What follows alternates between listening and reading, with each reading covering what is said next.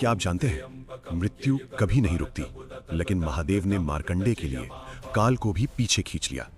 ये उस समय की कथा है जब सृष्टि में एक ही सच था, जो आया है उसे जाना ही होगा। ऋषि मृकंडू को संतान नहीं थी। उन्होंने वर्षों तक कठोर तपस्या की।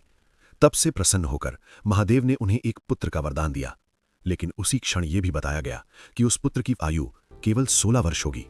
ये वरदान था और उसी के साथ एक गहरा दुख भी। फिर भी ऋषि मृकंडू और माता मरकंडा अपने पुत्र के साथ हर क्षण को उत्सव मानकर खुशी खुशी जीवन जीने लगे। पर कहते हैं, समय किसी के लिए नहीं रुकता, और अंततः वो दिन भी आ गया जब उनका पुत्र 16 वर्ष का हुआ। तभी देवर्षि नारद वहां आए और गंभीर स्वर में बोले, ऋषिवर, आज आपके पुत्र की आयु पूर्ण हो रही है। पुत्र था मार्कंडेय, सिर्फ 16 वर्ष का, माता पिता की आंखों का तारा। लेकिन अब उसके जीवन की घड़ी समाप्त हो चुकी थी। जिस क्षण यमराज आए, आकाश में अंधकार छा गया, धरती कांप उठी और काल अपने पाश के साथ खड़ा था।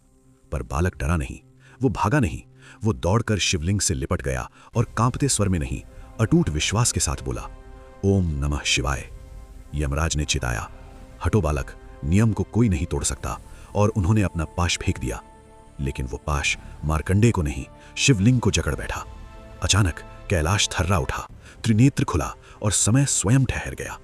महादेव प्रकट हुए। उनकी आंखों में क्रोध नहीं, न्याय और करुणा थी। उन्होंने कहा, जो मेरी शरण में है उस तक मृत्यु भी नहीं पहुंच सकती। उस क्षण शिव ने मृत्यु को नष्ट नहीं किया, बल्कि उसके ऊपर विजय प्राप्त की। देवता समझ गए, ये केवल संहार नहीं, ये मृत्यु पर जीत है। और तभी शिव को पुकारा गया महामृत्युंजय, क्योंकि शिव मृत्यु से लड़ते नहीं, वे उसके अर्थ को ही बदल देते।